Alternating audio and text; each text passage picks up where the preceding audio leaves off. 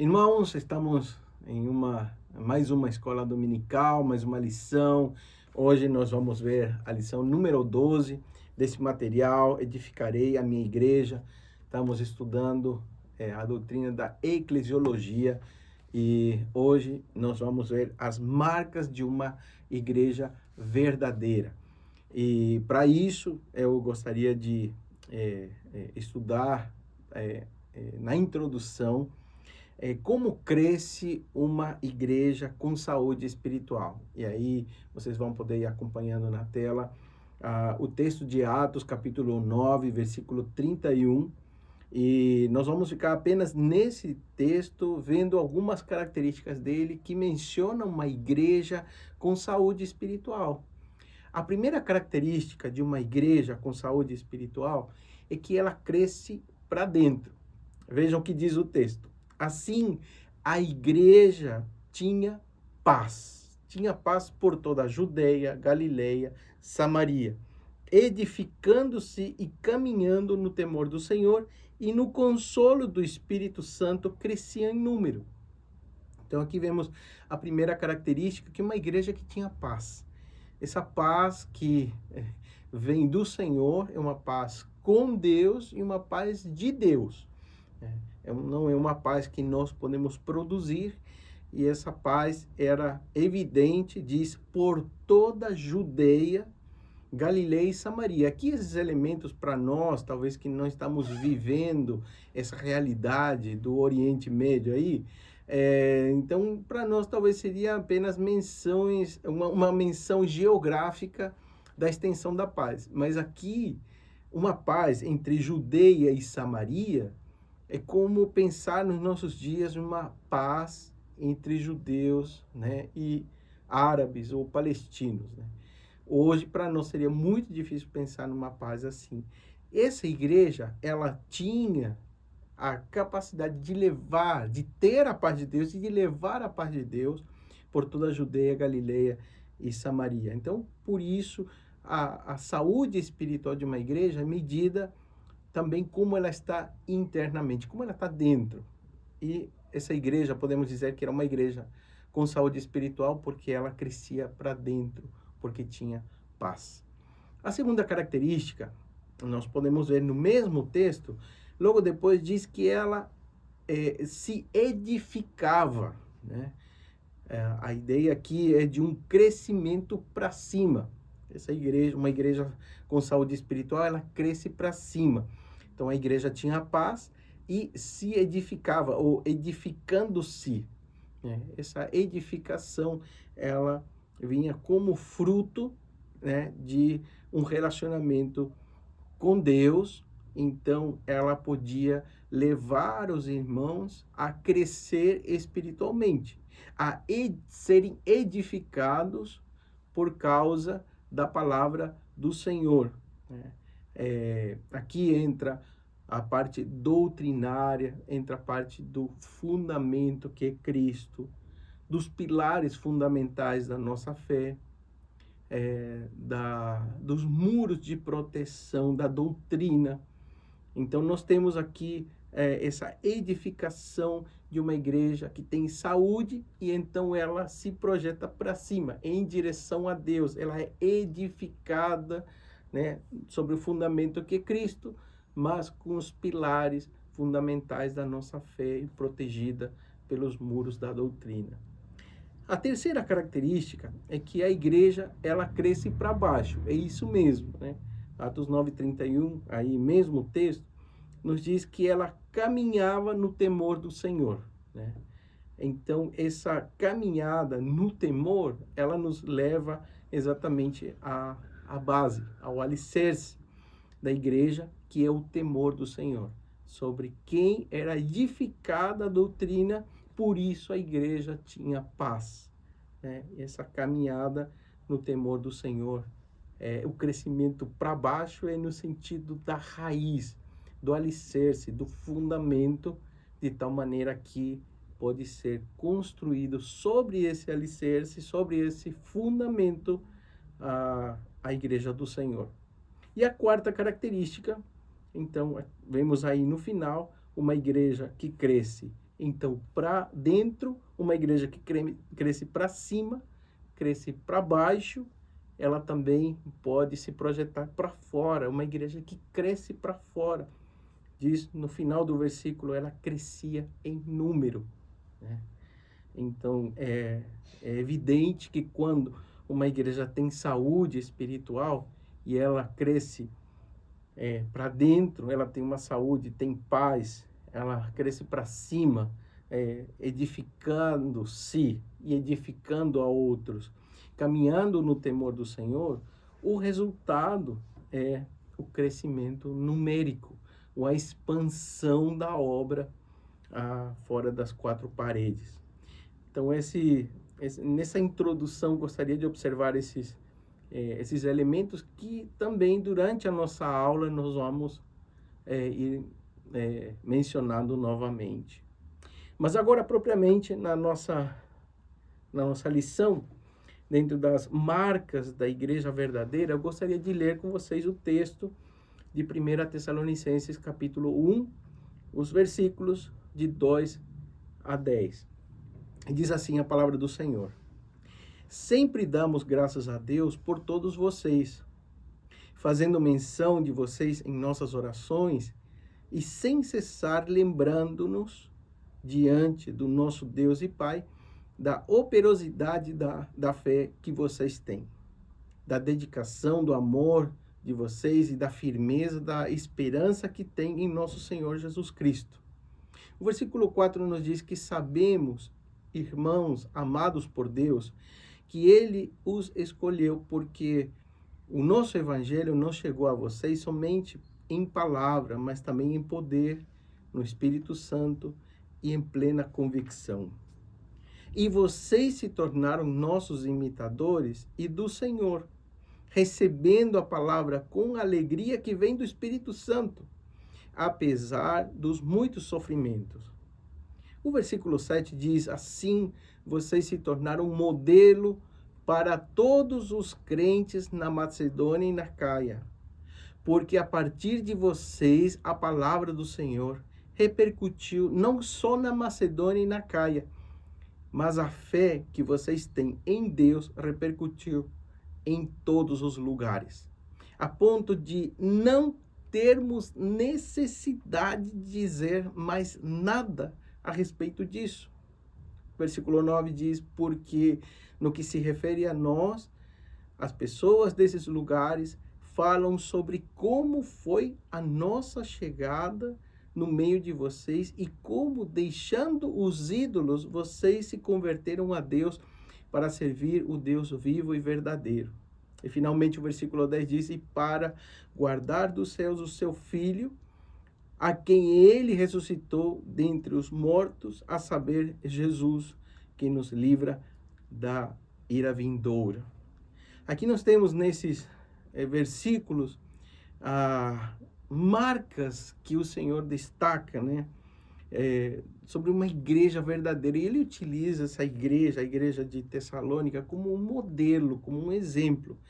E a igreja de Tessalônica é uma das mais destacadas, frutíferas e exemplo de maturidade do Novo Testamento.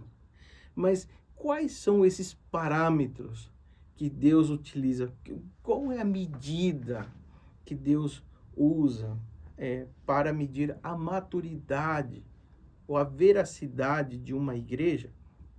E eu gostaria de propor para vocês 3 características ou 3 marcas de uma igreja verdadeira. A primeira delas, nós podemos ver dos versículos 2 até o versículo 7, que aqui menciona uma fé poderosa. Uma fé poderosa. Se nós vemos aí nos primeiros versículos, no primeiro versículo é mencionado que a igreja é uma igreja edificada em Deus Pai e no Senhor Jesus Cristo. Primeiro versículo. Então, uma igreja onde Cristo é o fundamento, né? Se lembra que uma igreja com saúde espiritual, ela é edificada, ela cresce para baixo, tem um fundamento sólido. Então, se refere a isso, né? Uma igreja uma marca da igreja verdadeira que é mencionada nas Escrituras, é que ela tem como fundamento o Senhor Jesus Cristo. Mas também uma igreja que é marcada pela fé, pela esperança e pelo amor, né? No versículo 3, olha só como é mencionado isso. Diz, lembrando-nos diante do nosso Deus e Pai, da operosidade da fé que vocês têm, da dedicação do amor e da firmeza da esperança. Aqui tem amor, fé e esperança, né? Esses três elementos combinados são marcas, né, de uma igreja verdadeira. Mas também nos versículos 6 e 7, uma igreja que suporta com perseverança as provações, né? Os versículos 6 e 7 mencionam isso, né? Vocês se tornaram nossos imitadores e do Senhor, recebendo a palavra com alegria que vem do Espírito Santo, apesar dos muitos sofrimentos. É uma igreja sofrida, uma igreja que não é que ela tinha uma marca de veracidade, de maturidade, porque estava tudo bem, porque não tinha falta de nada. Era uma igreja que mostrava maturidade apesar das necessidades que ela vinha passando.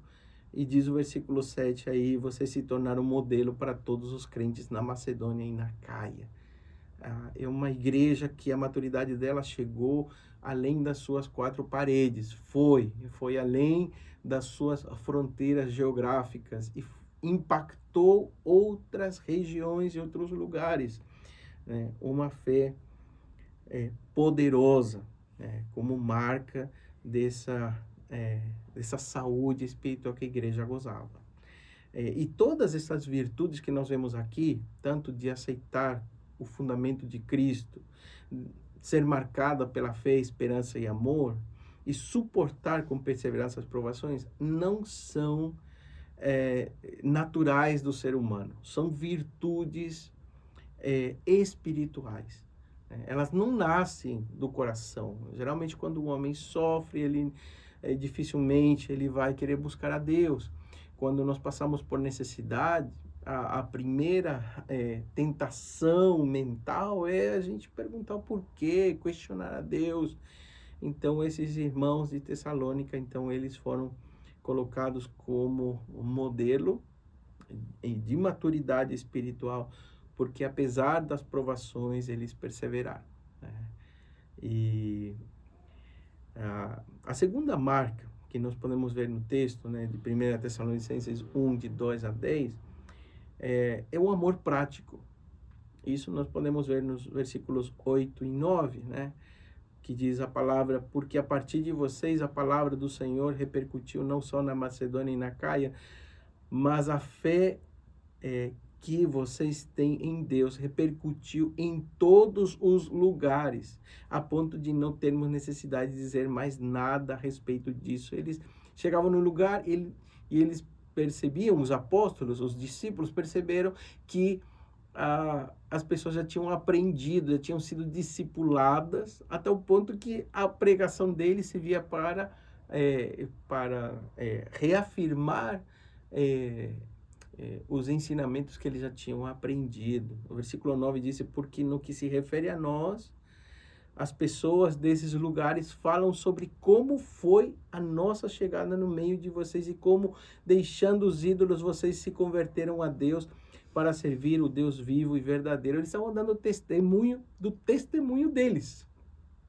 Eles foram tão impactados que eles estavam dizendo, olha, eles contam para nós como vocês foram instrumento de Deus, canais de bênção, instrumentos de transformação, de tal maneira que essas pessoas nos contavam o testemunho de vocês, como vocês deixaram os ídolos, como vocês buscaram a Deus, como vocês, apesar das lutas e dificuldades, vocês perseveram em Deus.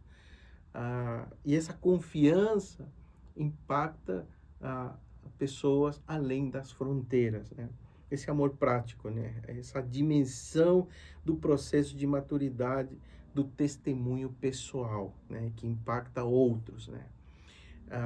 A maturidade dos membros é evidenciada no testemunho pessoal. Isso que é ressaltado aqui pelo apóstolo Paulo. e também que a igreja de Tessalônica testemunhou com a sua vida, né? Não é simplesmente um discurso teórico, mas aqui é mencionado, né, que em Macedônia, em Acaia e por toda parte, o testemunho deles servia de edificação e desafio para outros crentes. O que seria o testemunho? O testemunho é mais do que falar de Cristo, é viver a Cristo na nossa vida, né? E esse amor prático é o testemunho mais eficaz que nós temos. Por quê? Porque qualquer pessoa pode duvidar do que eu falo, que eu digo, mas ninguém pode duvidar do que eu vivo. Então a nossa vida tem um impacto por causa disso, por causa de que não são apenas palavras, são atitudes, são ações, e isso é colocado aqui dentro do nosso estudo como um amor prático. Fazemos isso não somente para que os outros vejam, mas principalmente para que nós possamos viver uma vida de tal maneira que quando as pessoas nos conheçam, também queiram conhecer a Cristo. Esse é o nosso desafio de vida. E a terceira marca de uma igreja verdadeira, nós podemos ver no versículo 10. Né? O versículo 10 nos lembra da volta de Cristo, né? Diz: e para aguardar dos céus o seu Filho, a quem ele ressuscitou dentre os mortos, a saber, Jesus, que nos livra da ira vindoura. Então aqui, quando nós vemos essa menção da volta de Cristo, não é simplesmente uma menção. A volta de Cristo ocupava um lugar de destaque na pregação na igreja de Tessalônica, né? E isso fazia com que essa esperança seja uma esperança viva. Não é simplesmente o fato de esperar a Cristo, mas esperar com confiança, né? É a união, a esperança é essa, a união dessas duas palavras, esperar com confiança, né? E a igreja era um exemplo dessa perseverança e maturidade espiritual. O retorno de Cristo, a volta de Cristo ocupava esse lugar de destaque na pregação da igreja. E a esperança que era nutrida por causa da pregação da volta de Cristo era um combustível da igreja na sua peregrinação na terra. Eles falam: eu estou sofrendo, mas estou sofrendo um pouquinho, porque Jesus ele já está voltando e nada vai se comparar, né? Quem pode nos desanimar se o que nos espera em um futuro glorioso? Era o que os irmãos então mencionavam lá em Tessalônica, né? Então, uma igreja madura, ela tem bem presente, né? Ela tem bem presente esses elementos: o amor, né? O amor prático, a fé poderosa e a esperança viva, né? É a prática de uma fé poderosa, de um amor prático, e é sustentada então por essa esperança viva. Então, dentro da nossa aula de hoje, nós vimos então que a igreja de Tessalônica ela é uma das mais destacadas, né, no Novo Testamento. Ela é mencionada como uma igreja frutífera, como um exemplo de maturidade no Novo Testamento. E os parâmetros bíblicos então que o Senhor utiliza são a fé poderosa, o amor prático e a esperança viva. A prática de uma fé poderosa, o crescimento por meio de um amor prático, e é sustentada então por uma esperança viva. Esse é o nosso desafio para nós hoje, irmãos, né? É que nós possamos viver a fé poderosa, o amor prático e alimentar essa esperança viva, sabendo que o nosso Redentor, ele voltará a qualquer momento. E que possamos nos encorajar uns aos outros com esses pensamentos. Que o Senhor nos abençoe. Animados?